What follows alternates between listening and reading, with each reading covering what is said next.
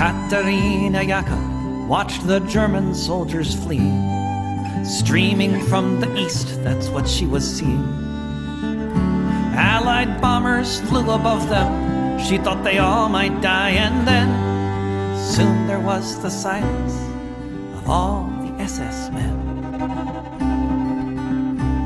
When the sun rose the next morning, it was the 1st of May, and they all sang the Internationale.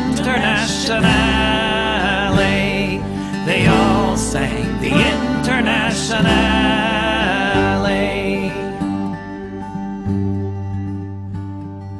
Katerina Jaka saw red flags flapping in the breeze above the Russian tanks, and she fell upon her knees.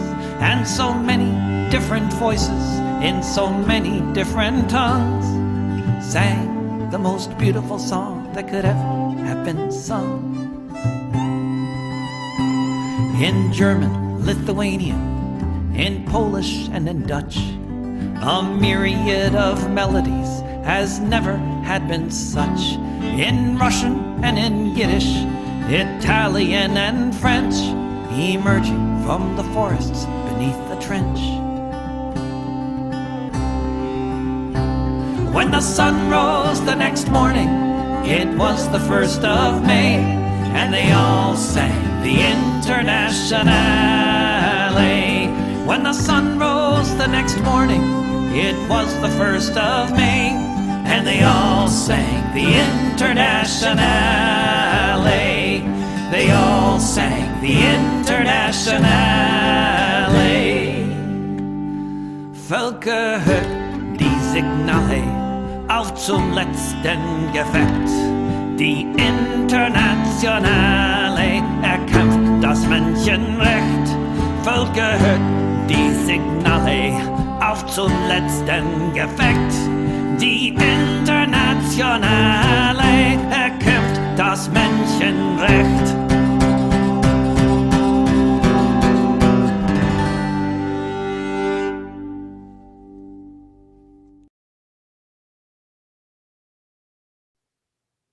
Hello and welcome to Revolutionary Socialist Review.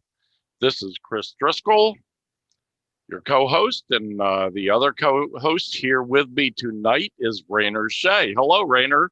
How are you? I got a hold of this statement of the agenda.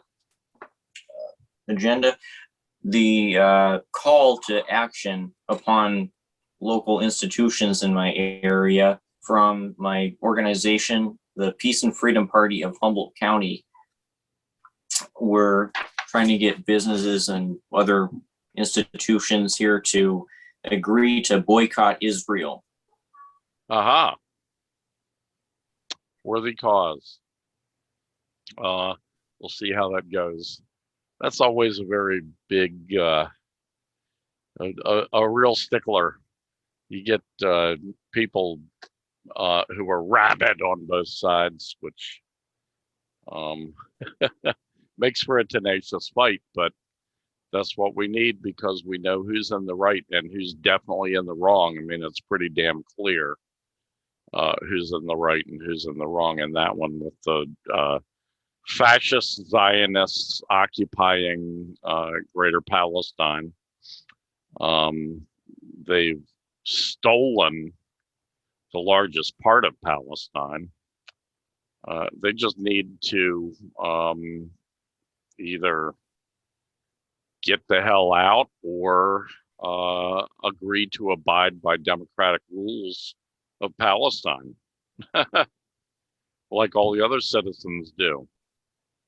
Instead, they've been ethnic cleansing and genociding the Palestinian people, regardless of religion, of course, whether they were Christians or Muslims. Christians constituted a much, much larger percentage of Palestine at the beginning of the last century than they do now, because they've been ethnically cleansed or wiped out.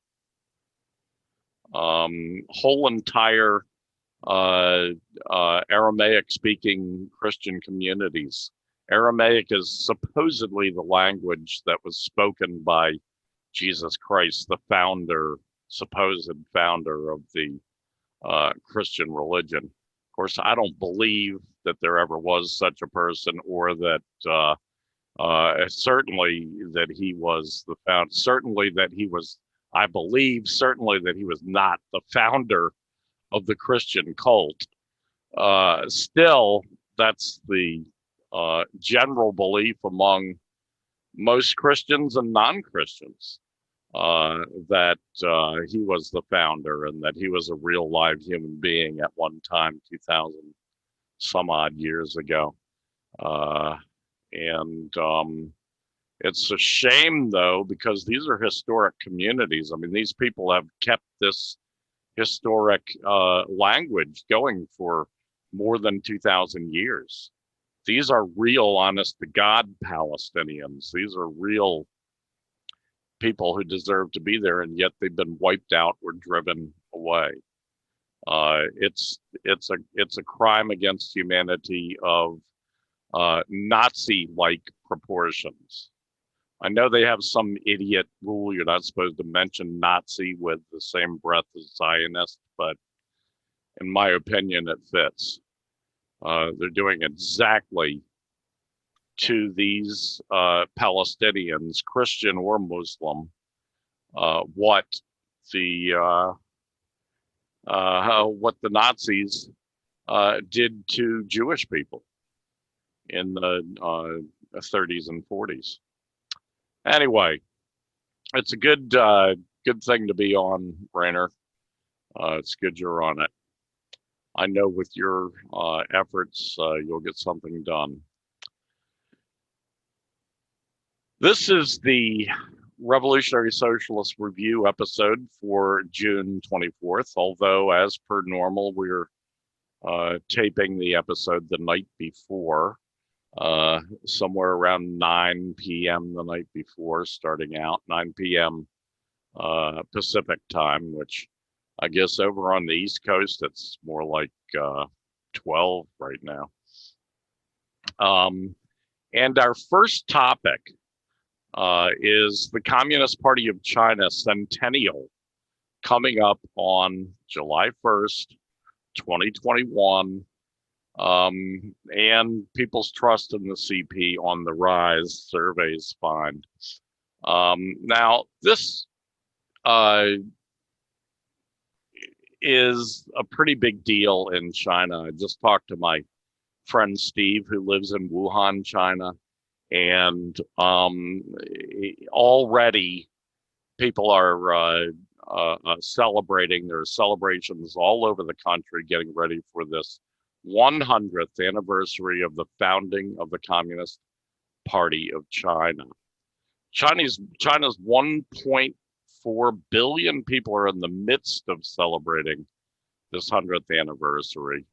The official date, as I said a few minutes ago, to commemorate the foundation of the CPC is July 1st. But celebrations have already begun as Chinese people applaud the CPC's century of progress for China and all of humanity. From August 1920 to early 1921, early period groups of the Communist Party of China were set up in Shanghai, Beijing, Shanghai, Wuhan, where my friend Steve is, Jinan, Guangzhou, Japan, and France. Ten Duxiu was the leader of the Shanghai Communist Group, who with Li Dazhao was the CPC's main initiator. This meeting was attended by just 12 delegates representing 59 party members. Think of that. Here's this party, the largest political party of any type in the world, with 91 million members. And they started out from a Congress that they sent 12 delegates to, representing 59 party members in those cities I just mentioned. Um, the Congress, the first Congress of the Communist Party of China, was started in a girls' school in Shanghai's French Quarter, but had to be moved to a houseboat on South Lake to avoid police raids. They had found in their last session in the girls' school, they discovered that there was a Shanghai cop among them, and so they started getting real. They had other raids too from the cops. So, matter of fact, immediately after they discovered this cop spying on them, they had their first raid from the cops, who threatened to arrest them all. They had stopped their meeting, so the cops couldn't prove that they were holding a subversive meeting or anything, but so they had to leave. But they decided to move the meeting, the Congress, the historic first Congress of the Communist Party of China, to a houseboat about, I think it was about actually about 90 miles away, where or I'm sorry, 90 kilometers away, where the South Lake was.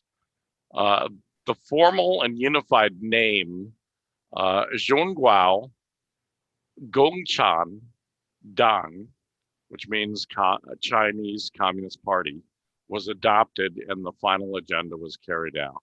Mao Zedong was present at the first Congress as one of two delegates from Hunan, from a Hunan communist group. And that, according to the Wikipedia .org article on the history of the Chinese Communist Party. I've consulted a number of different, a book which I don't recommend on the founding of the Chinese Communist Party.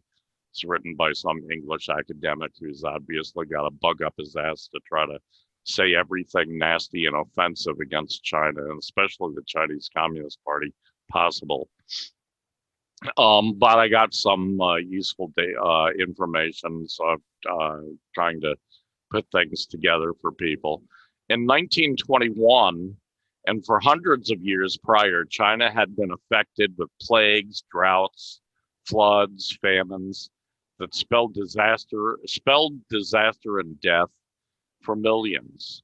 By 1949, after decades of rule by the fascist Kuomintang, KMT, literally the Chinese Nationalist Party, the situation was the same for most Chinese people.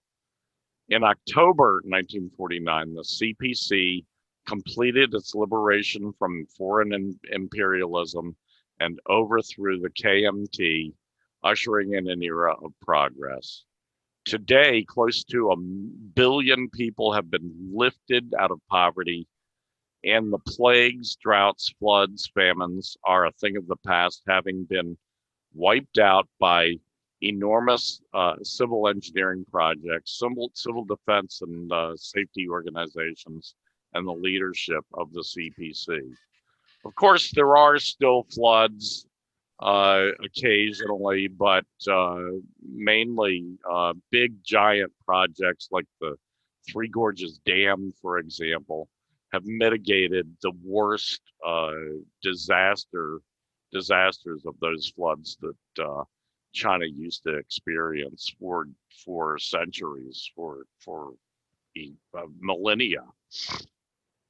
And you notice how when all these people are, when all these critics of the Communist Party of China are talking about, you know, the famines that China did still have early on in the earlier part of their rule after the Chinese Communist Party took over in 1949, they never mentioned the fact that under capitalism, under the KMT's capitalism, all these floods and plagues and so forth happened as well.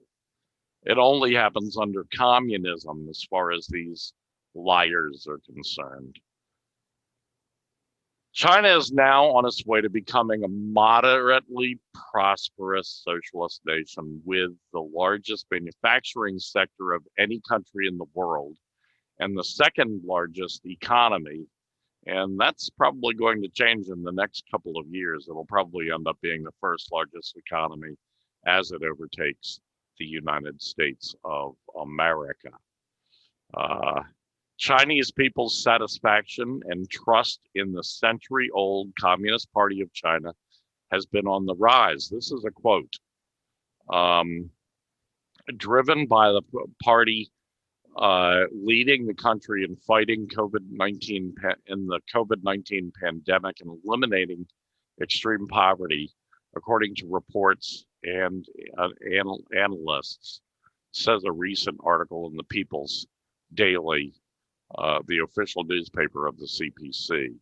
A survey conducted by the University of California's China Data Lab showed support for the government among the Chinese public has risen, with an average level of trust in the central government increasing from 8.23 in June 2019 to 8.87 in May of last year, measured on a scale of 1 to 10.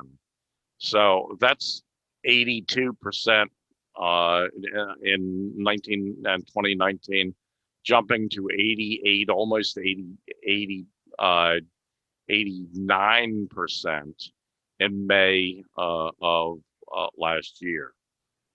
Can you imagine any American regime enjoying a 90% approval rating from the people?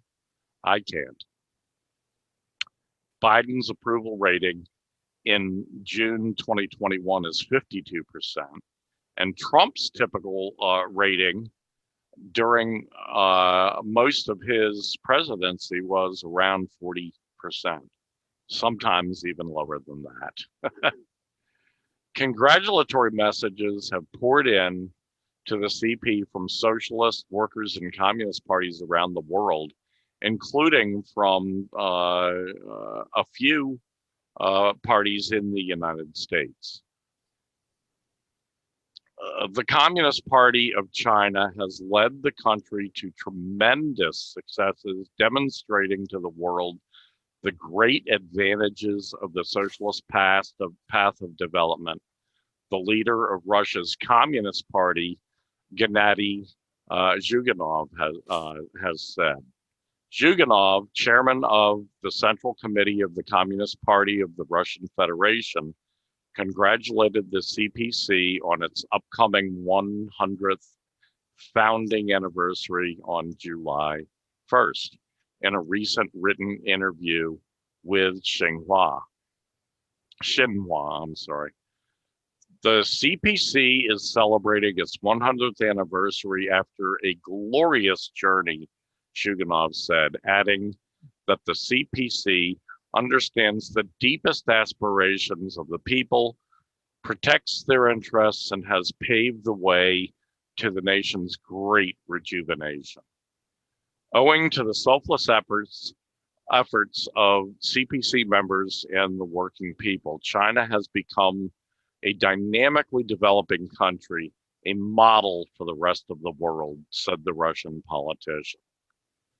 Modern China masters scientific knowledge and new technologies, Zyuganov noted, and more importantly, China has set an example on how to combine economic and social progress. The entire population benefits from the outcome of this development rather than a small group of people. Zyuganov said that China has effectively controlled the COVID-19 pandemic in a record time, and meanwhile has maintained the vitality of economic development and completed the important task of eradicating absolute poverty.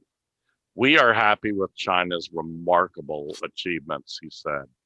Having put forth the idea of building a community with a shared future for mankind, China is becoming a center of gravity for all people worldwide that are striving for social progress, as Zhuganov concluded. So, Rainer, what are your thoughts? There are some who, after hearing all of this, it amazes me that there are some Marxists who want to distance themselves from the Communist Party of China and want to say that it's not an example of working socialism. Yeah. Based on what? It having too much of a business market presence? By this logic, every existing socialist country is not legitimately socialist, is revisionist, as they say. Yeah. And where do you draw the line?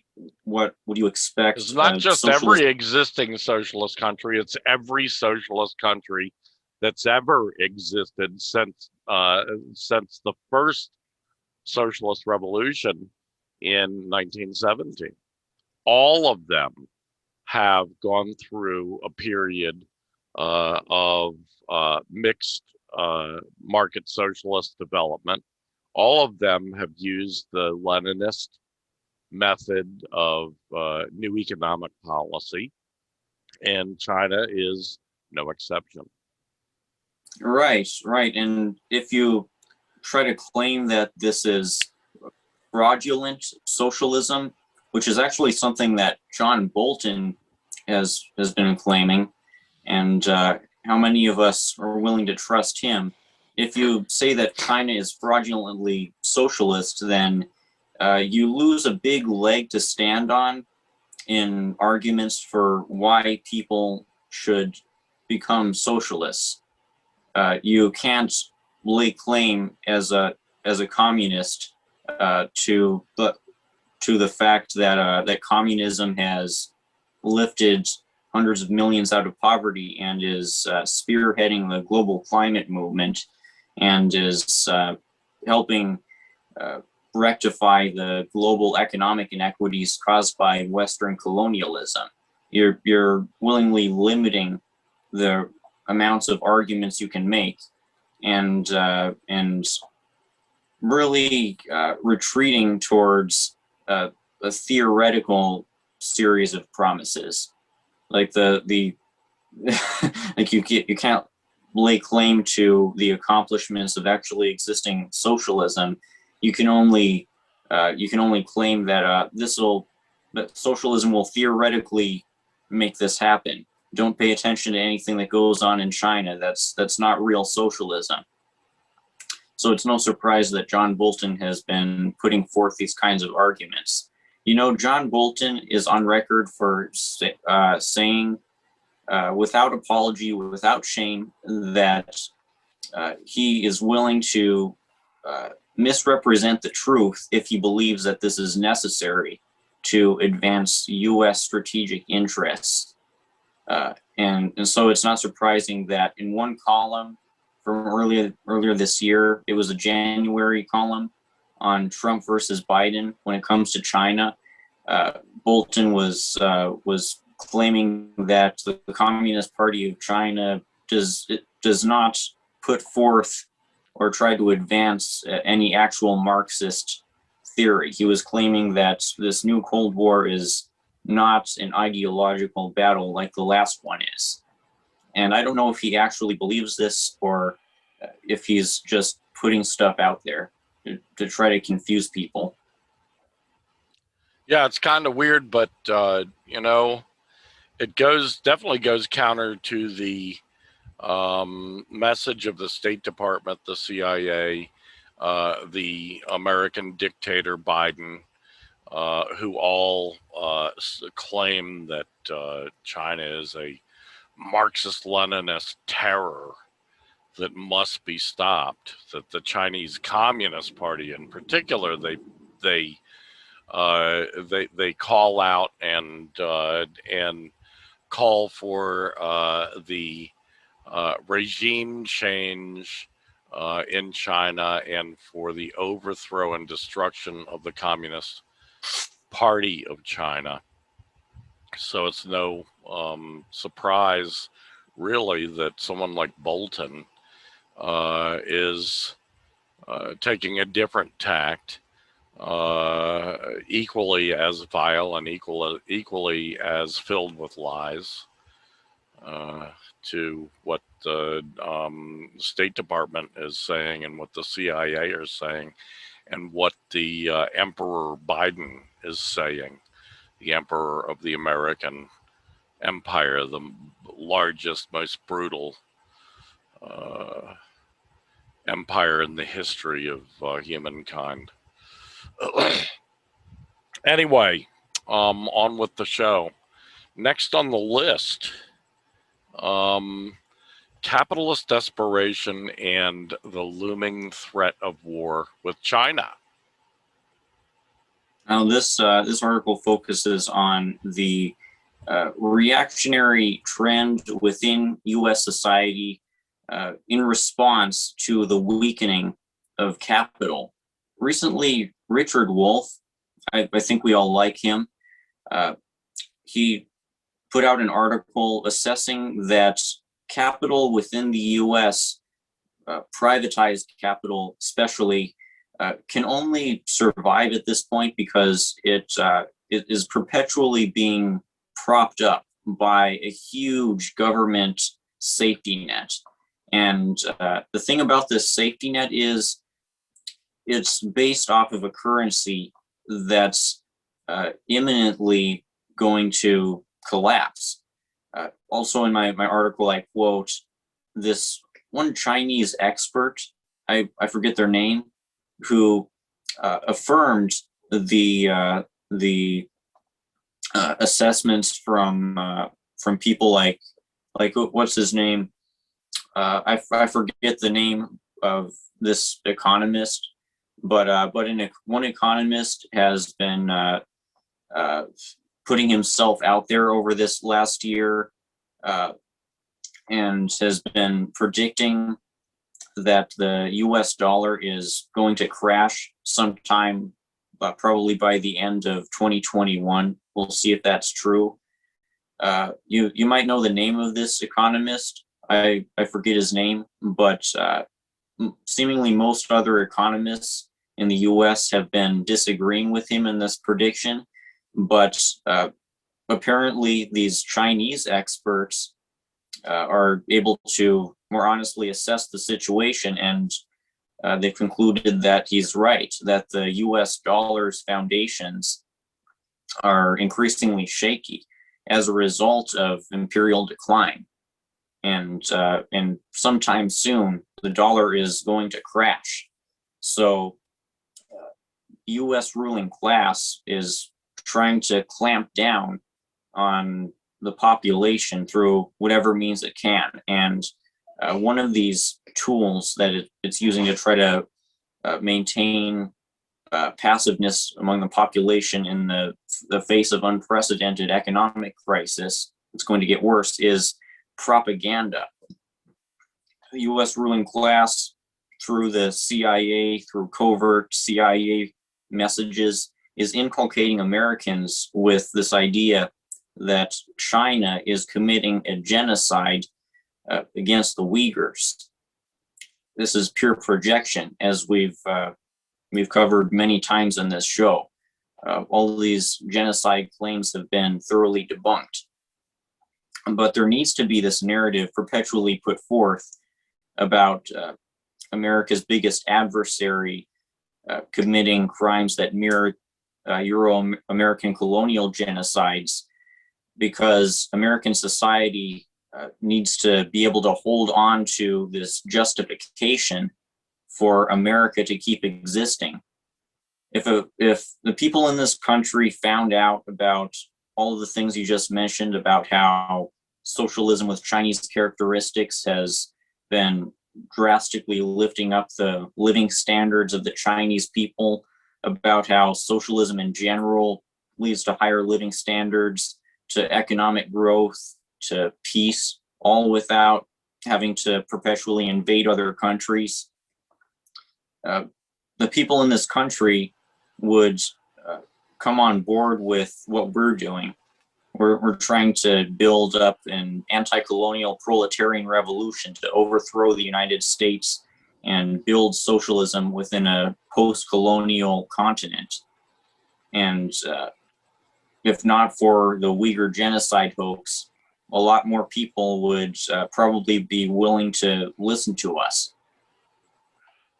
Yeah, it's definitely amazing that they get away with these lies, like the total fabrication of Uyghur genocide and Uyghur ethnic cleansing and all that. It's just garbage.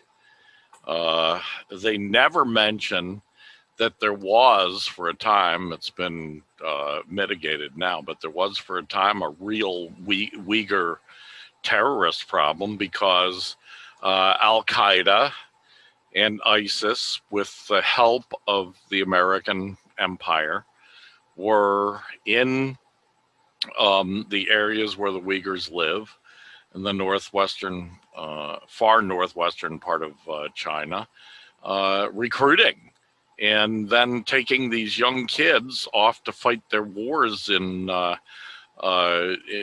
wars against legitimate governments in Syria, for example, or in Libya and Lebanon and the like.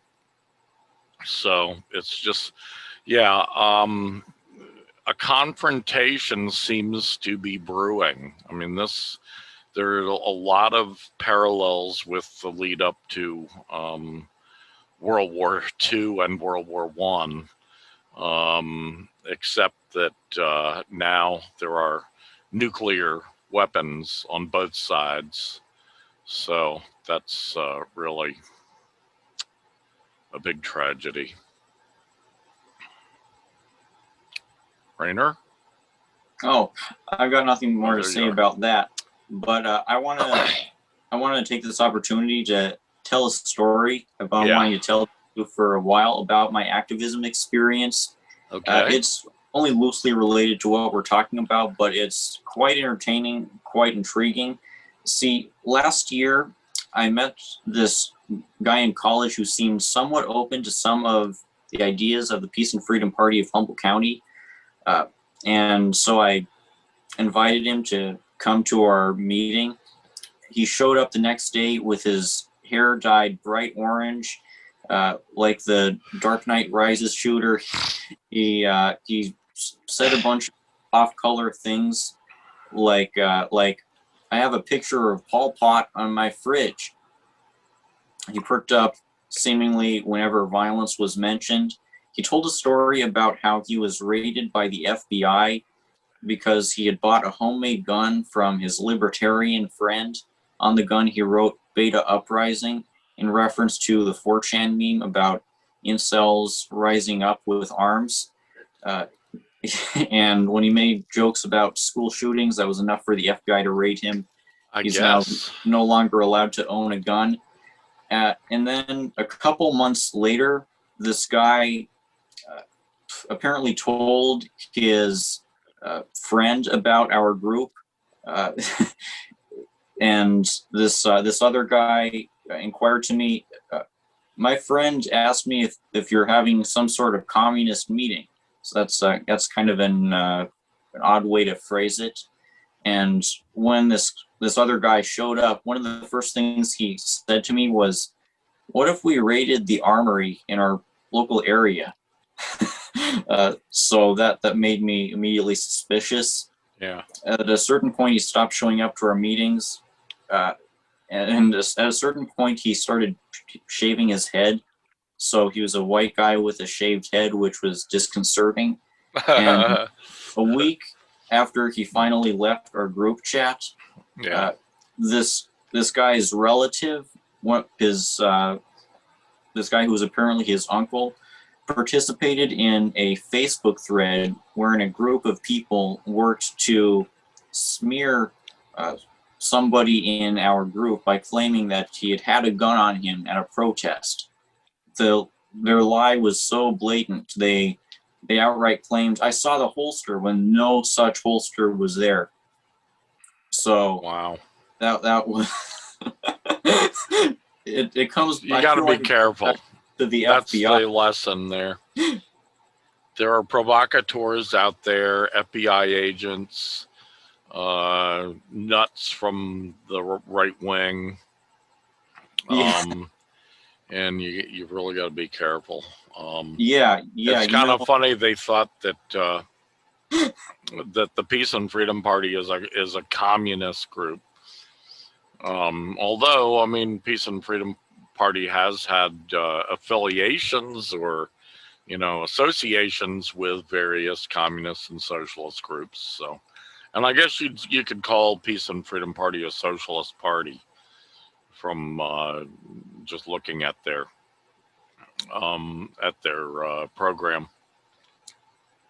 Yeah, this comes back to China in that one of the last times I saw the orange-haired 4chan dude, he stopped me in the hallway at college during the early weeks of the pandemic, and he was really enthused to engage me in conversation about 4chan threads he'd been seeing where China had supposedly been burning bodies during the early weeks of the pandemic. So those were the kinds of wacky things I became confronted with as the world started to shift. And then 4chan got involved in that. That's incredible. That's really sad, isn't it? If you think about it. Okay, next on the list, North Korea shows how we in the US can develop to socialism. This is from an article on June 20th, published on June 20th by Rainer Shea. The more I research North Korea, the more I figure that our story of becoming socialist on this continent is going to parallel in a lot of ways how the DPRK became the DPRK.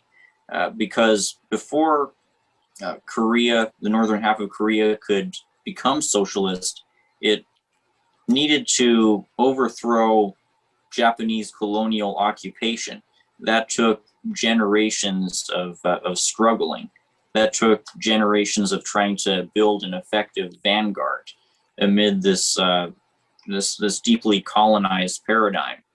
And only after then could it start developing socialism. But then, as soon as it started developing socialism, and as soon as the DPRK tried to defend itself from the dictator in the South, U.S.-backed dictator who was planning to invade the North, and the U.S.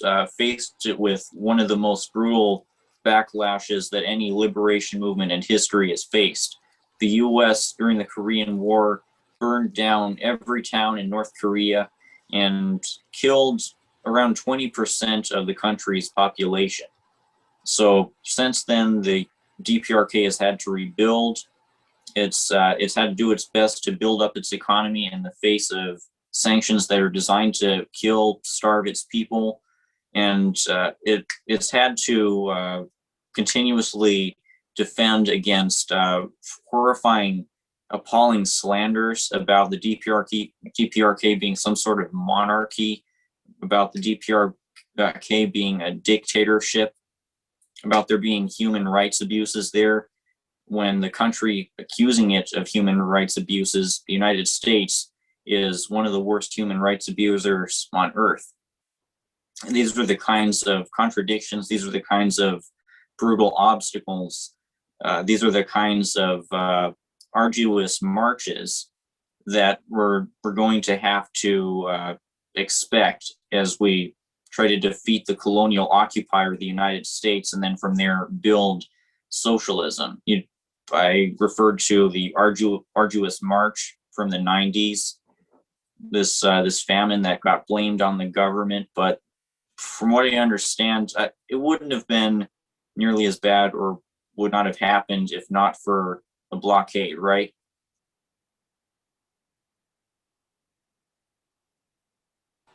Right. Exactly. That's exactly right. Yeah. Is that it?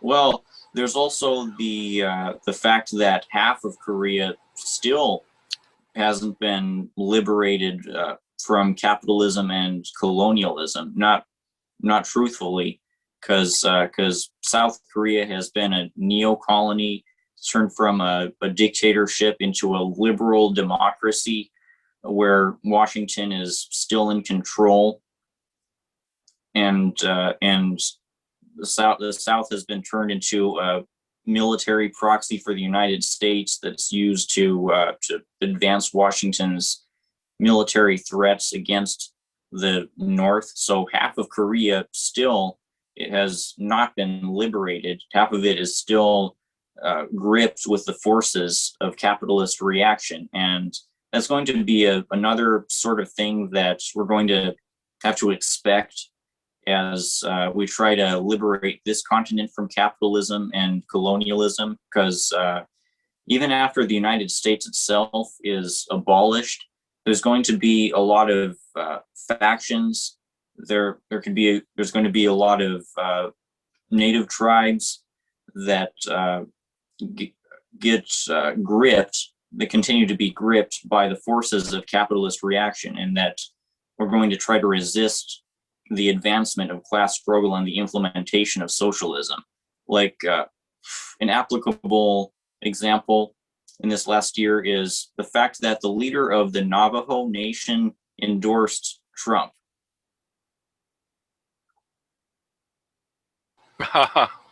Wow. For decades and decades, the Navajo Nation leadership was always Democrat. That's kind of astounding. But, you know, the thing is, I'm sure that the economic, social pressures are really tremendous up there. They're not too far from me. I've been there on several occasions visiting the Navajo Nation, and I certainly know many Navajo people. But you know, the U.S. government imposed, you know, tribal government. It's usually been controlled by the Democrat Party. So I guess things have changed since the last time I looked. I haven't really paid much attention to it for since the 90s probably. And things have probably changed. And certainly their economic situation, which was, you know, I mean, they had the counties in the Navajo Nation were the poorest counties in America at that time. So imagine what they are today under today's long depression circumstances. So anyway, yeah, that's an interesting take on North Korea. I tend to shy away from predictions like that myself, because things can go so many ways. There's so many wild cards involved. There's so much that we don't know that's going to happen. So, you know, I think we just need to be prepared for anything and hope for the best and prepare for the worst, so to speak. And, but everything you've said is certainly possibilities. Those are all ways things could go, ways shit could hit the fan in this American system right now that is headed towards dystopia, as we've talked about many times. Definitely headed into severe police state. It's been a police state for decades, but it's gotten tremendously worse in the last 2 decades or so under both Democrat and Republican regimes. So anyway, next on the list, Imperialists desperate to hold control over Colombia. This is from an article published June 19th, 2021. Rainer Shea. Over this last month, something weird has been going on within the right-wing media, particularly right-wing media in the US, where these pundits, like from the Heritage Foundation or from the Daily Caller or from the National Interest, which is neoconservative, or from the libertarian publication Reason, have been really going out of their way to vilify the protest movement in Colombia. They've been alleging that these protests have been sown by foreign governments like the vilified Venezuelan and Cuban governments. They've alleged that it's part of a criminal conspiracy, that this is not a legitimate movement because of this. And disgustingly, these kinds of hit pieces have also sought to defend the Colombian government in various ways, to say that their human rights abuses are either unfounded or should be viewed as acceptable, given that the alternative is something like Venezuela or Cuba. This is the environment that we're dealing with right now, and the intensification of class struggle within Latin America. People are taking sides. They're being forced to take sides in this brewing conflict. And this failed libertarian politician, who I quote in my article, he he says so many things in his big screed about the Colombia protests. Firstly, he in his headline, he claims that that Colombia's anti-imperialists have imported cancel culture, which I I find pretty inane, because cancel culture, it's been a recent culture war issue within the United States that mainly pertains to Twitter, and that Fox News has been talking about in order to get ratings in the wake of Trump's defeat. So that's that's immediately a strange and ridiculous way to portray the situation in Colombia. Cancel culture. Cancel culture, it probably isn't as bad as death squads or torture or extrajudicial assassinations or paramilitaries or police brutality or the displacement of millions of Colombian peasants, or the destruction of natural resources for profit, or a narco state. I could go on and on. In response to these atrocities by the neo-colonial settler state within Colombia, there's apparently also been a growing movement of revolutionary armed struggle. A couple months ago, this journalist Oliver Dodd interviewed a guerrilla commander within this faction of ex-FARC guerrilla members, who said that this new guerrilla faction has been growing. It's gradually growing. At around 60% of its members are not longtime ex-FARC members, but new recruits. And there's much evidence that this new guerrilla fighting group has sufficient support among the population to be able to continue growing and to potentially become the revolutionary vanguard.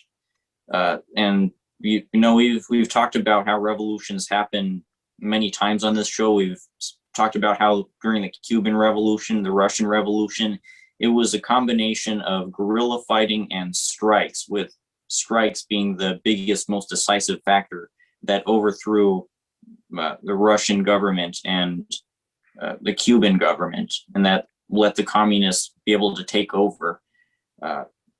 And in this last month or so, there's been a huge strike within Colombia.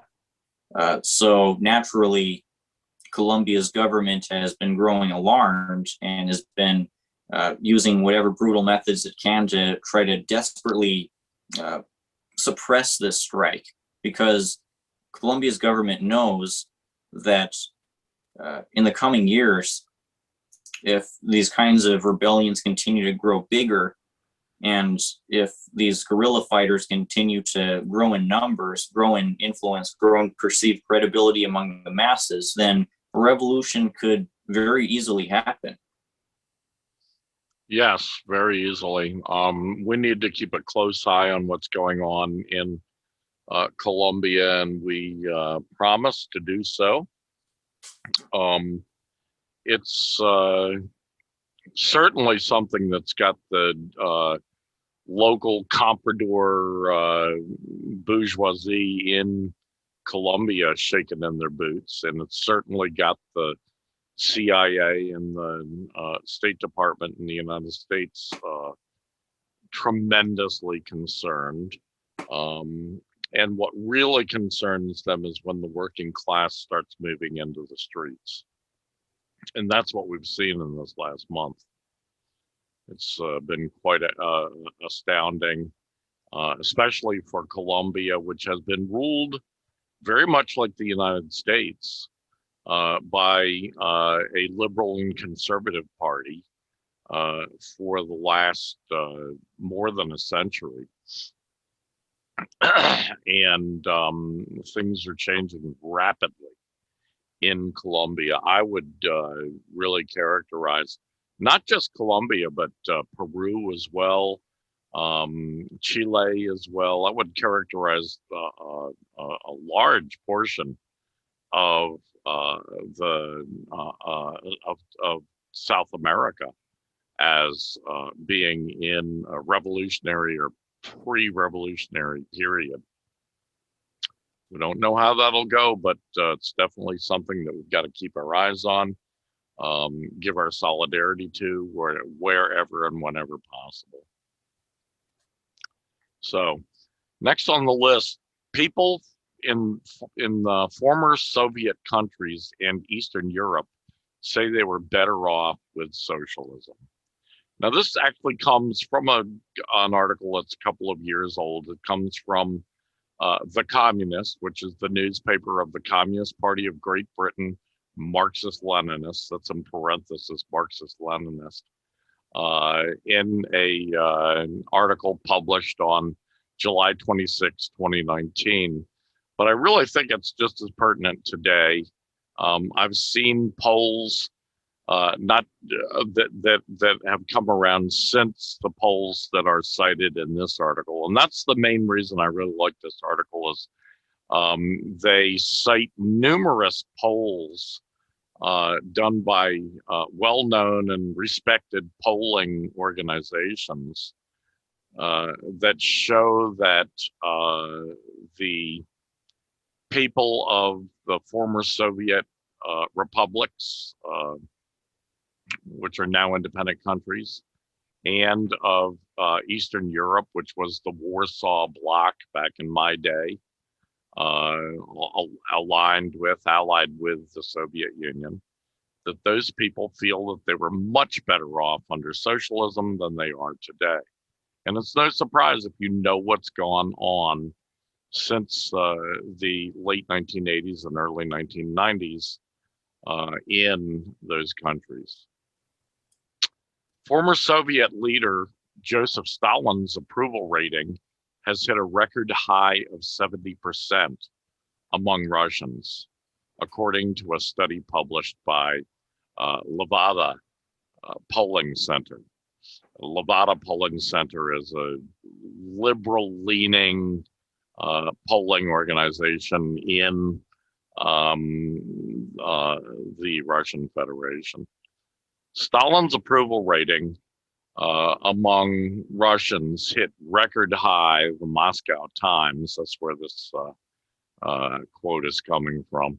And I will have this and all the other articles that we've mentioned will be linked in the description below this video when it's put up. Over the last decade, polls have been conducted in each of the former democratic republics allowing us to gauge their experience of the wonders of free market. They say that sarcastically, obviously, i.e. monopoly capitalism. A number of well-known Western European capitalist journals seem to be shocked at their reported results. Bourgeois journalists couched their own surprise in customary cynicism and dismissed the longing of Eastern European workers for the return of the decency and optimism of their lost socialist systems as nostalgia. In Germany, they have even coined the term Ostalgia, a longing for the return of socialist East in parentheses, German Democratic Republic. The German Democratic Republic was the name of East Europe when it was a separate country and had a socialist government. The truth is that people in the former communist countries of Eastern Europe and the republics of the former Soviet Union have lived through the raping and pillaging of their economies by Western imperialist powers, especially the US, UK, Germany, and France. Their living standards have fallen as a result, and they no longer have the free higher education, free childcare, free healthcare, and dozens of other social, economic, political, and cultural benefits of socialism. During the time that after the collapse of the Warsaw Pact nations and after the collapse of the Soviet Union, all of these countries, literally, they had these advisors from the United States and from Western Europe coming in and advising the new governments that had been installed, the liberal governments. And essentially what they did is take all of the publicly owned productive property, the means of production, as Marx would call it, and sell it off to Western capitalists. And the standards of living fell precipitously since 1999, when President Vladimir Putin became president of the Russian Federation. This has been turned around in Russia, but they are still under a capitalist system, even though their standard of living has immensely improved under Putin's guidance and leadership. And even though the worst of the oligarchic criminality has been stopped and the corruption, capitalist corruption, has been stopped, they still live under capitalism. They still miss the much better way of life they had, where they had free education, higher education. They had free child care and elder care, and they had free health care, the best health care in the world, some people would say. I would say. So it's no wonder at all that people in those countries, I mean, in Hungary, just as an example, 88% of Hungarians told pollsters that they had been better off under socialism than they were now under Hungarian capitalism. It's no surprise with the government they've got in Hungary these days, which is basically a capitalist country. So, Rainer, thoughts? Oh, Hungary. How recently was Hungary last socialist? Well, they, along with all the other Warsaw Pact countries, their government was overturned in probably 89. 88 or 89, if memory serves. Hopefully, Oh, memory serves. so the 1956 revolution, counter-revolution, was only temporarily successful, it sounds like. Oh yeah, no, that was crushed. You know, Oh, in short order, that was wow, crushed. wow. No, that Hungary had a socialist government. Well, it's a little hazy because of the way things developed in Eastern Europe. You know, I mean, Eastern Europe, Hungary had been, you know, on Axis power, part of the Nazi war machine. So, you know, turning it from a Nazi, you know, occupied territory into a democratic socialist republic took some time, and what didn't happen overnight. But I think by the early 1950s, Hungary had a socialist government. But you know, after World War II, 1946, essentially, the Nazi fascist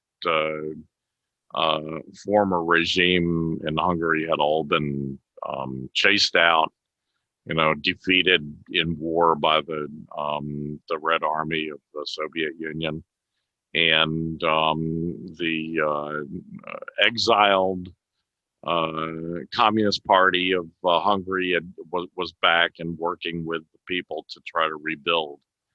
So there was a period of at least like 4 or 5 years of initial rebuilding and you know, just rebuilding social institutions, like rebuilding the party, for example, rebuilding socialism, rebuilding the you know, the what they had before the fascists took over in that country and in several other countries in Eastern Europe, or were you know, invaded by the Nazis and taken over that way. Right. So now within these countries, in Hungary, for instance, the situation, it's pretty darn alarming. Yeah. It's equally alarming as the situation in Ukraine, where you have these neo-Nazis who are able to run rampant and carry out ethnic cleansing and ban all of these political organizations that go against the interests of capital, and make it illegal to challenge the characterization of the Ukrainian fascist Nazi collaborators who participated in the Holocaust as heroes. The Ukrainian government claims that they're heroes, the founders, liberators of Ukraine. The equivalent situation, or rather a similar situation, since there's not a war, since there's not a war in Hungary, is present in Viktor Orban's Hungary, where in this last year or so, Orban, he's basically become dictator, right? He's banned dissent, and he's similarly furthered, institutionalized the glorification of the country's fascist history. So this is the shared weapon that these modern fascist dictators utilize, which is anti-communism.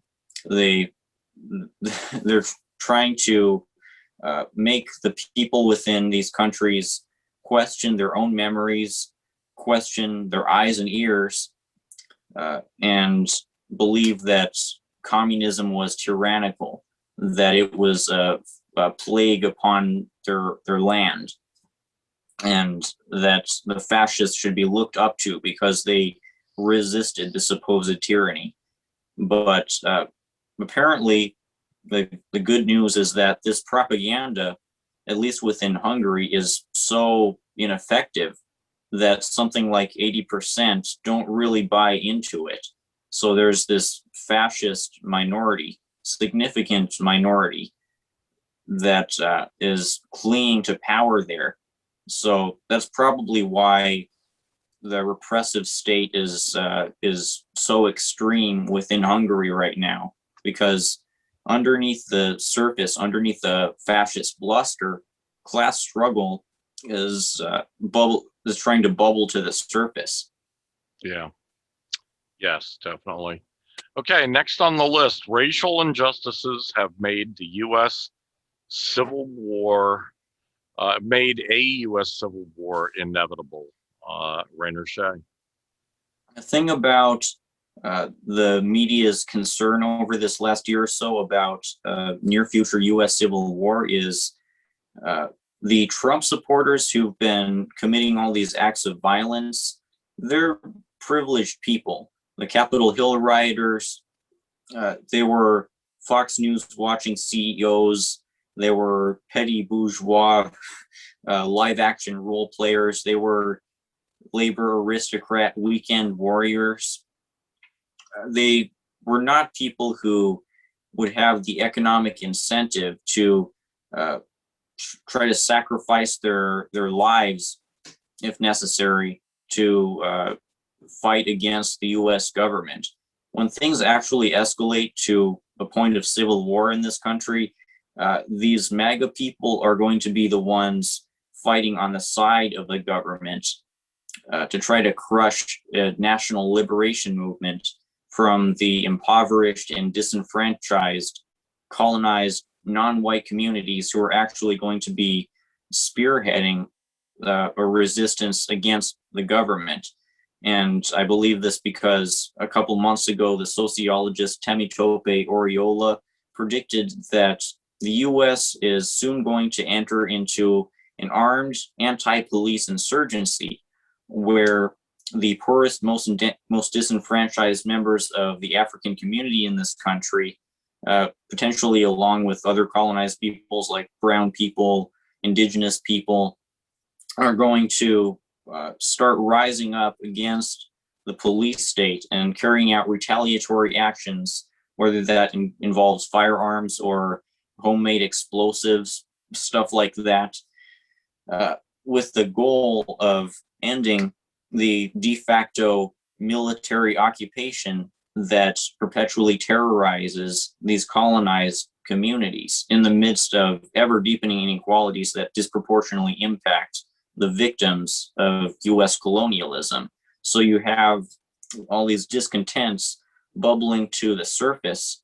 And according to Oriola, according to this actual academic who's studied the sociological factors, it's pretty much inevitable that unless the system fundamentally changes, there's going to be a violent uprising.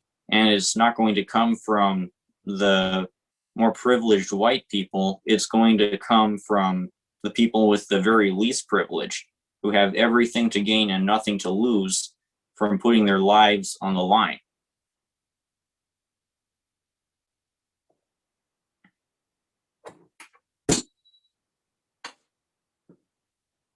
It sounds like you've left.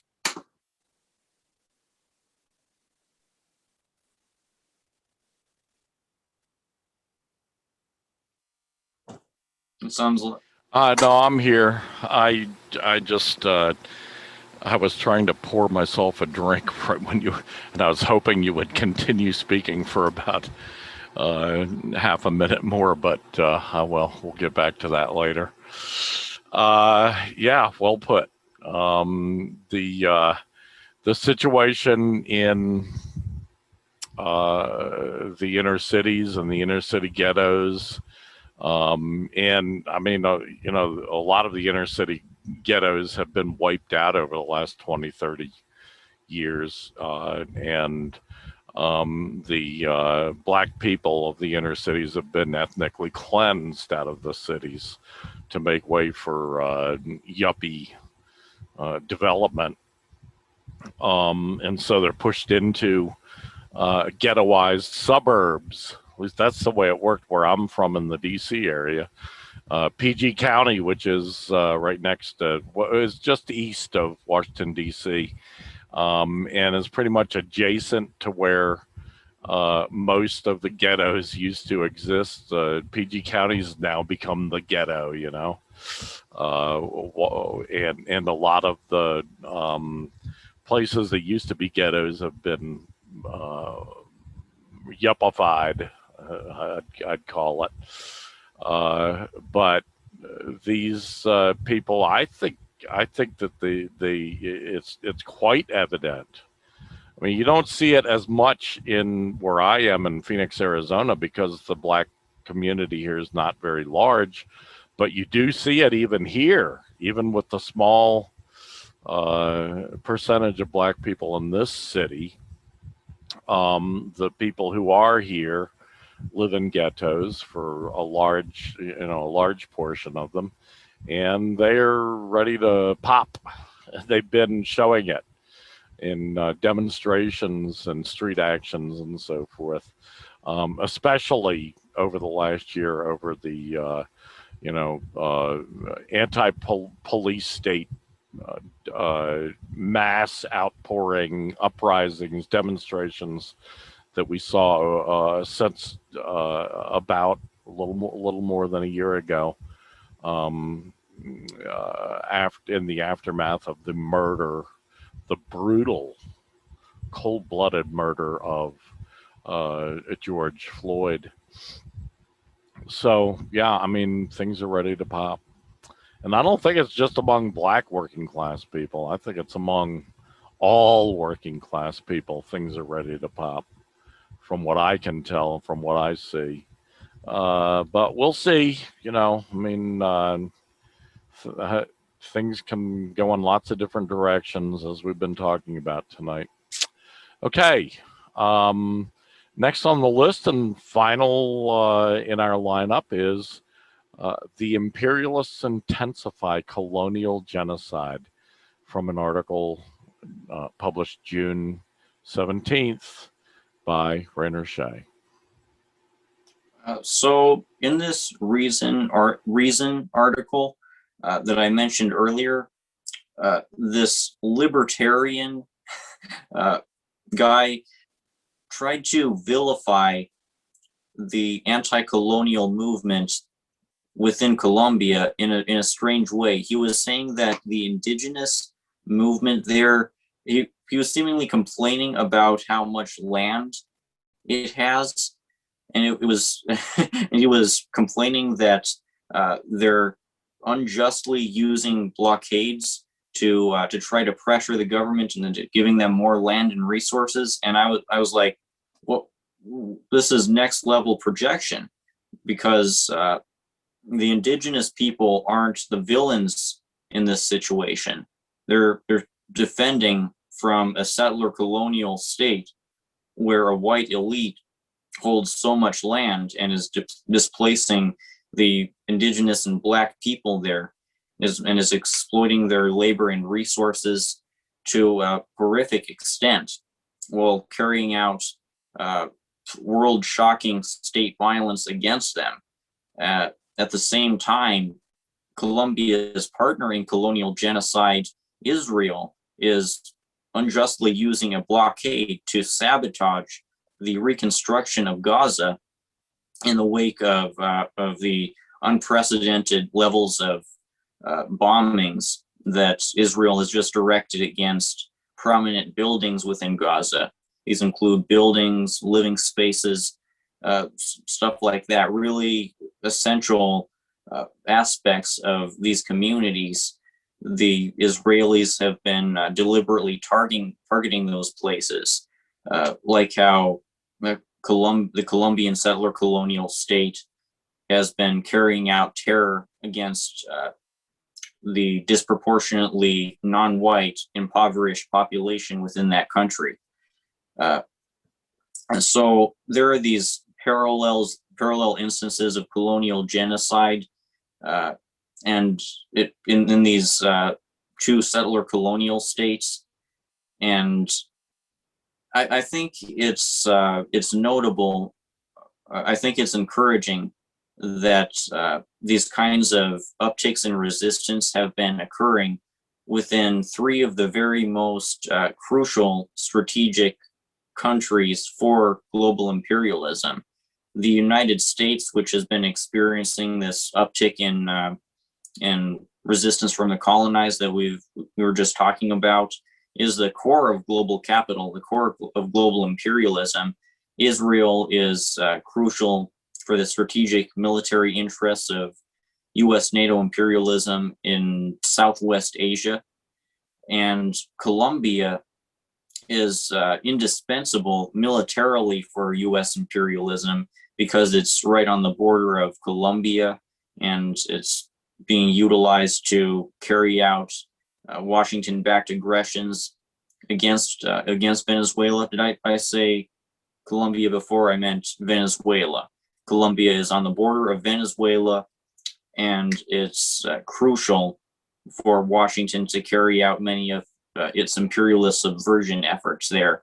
If Colombia is lost to the forces of anti-imperialism, then Washington will lose all remaining hope for regaining Venezuela.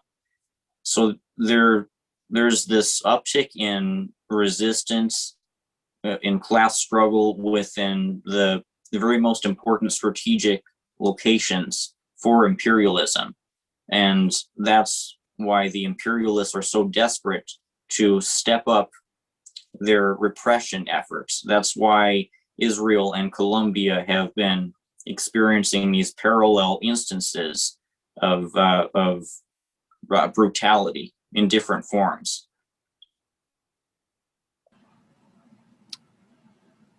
Yes, that's wow.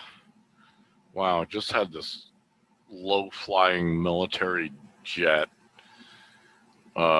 swoop by once and then swoop by again. It's louder than all get out, so I muted. Hopefully you didn't catch any of that messing up what you were saying, but it was very important.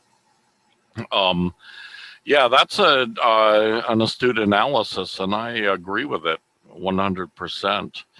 The situations in Colombia, very crucial for interventions by the U.S. government in against the pink tide, as it's been called, or the red tide, I might call it, because I think it's going to head in the red direction. The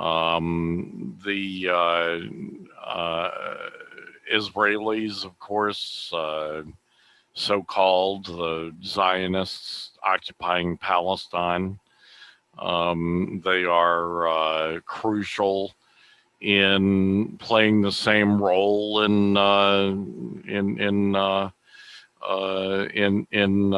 Southwest Asia.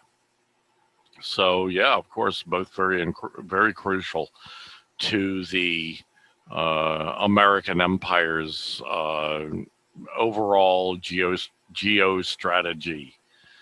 And it's not looking good for the imperialists in either of those cases, certainly. So well done, Rainer. Anything more on that? Anything else you want to say to sum up before we leave tonight? No, I think I said it all. Yeah, that's a good way to put it. I think you've said it all too. Okay, and with that, since Rainer's said it all, we can call it a night or call it a day, or wherever you are in the time frame watching this. I want to thank you, Rainer, for your important contribution. Those of you who missed seeing our friend Yamo, hopefully he'll be back again. He couldn't make it tonight, but we certainly missed him. And want to thank everybody who tuned in, who's watching this broadcast, not tuning in anymore, but I'm used to the old radio show we did. So thanks so much for viewing or for listening if you're a listener. And we'll be back again hopefully next week, come hell or high water. Until then, so long, Rainer, And I bid all of you a sweet adieu until then.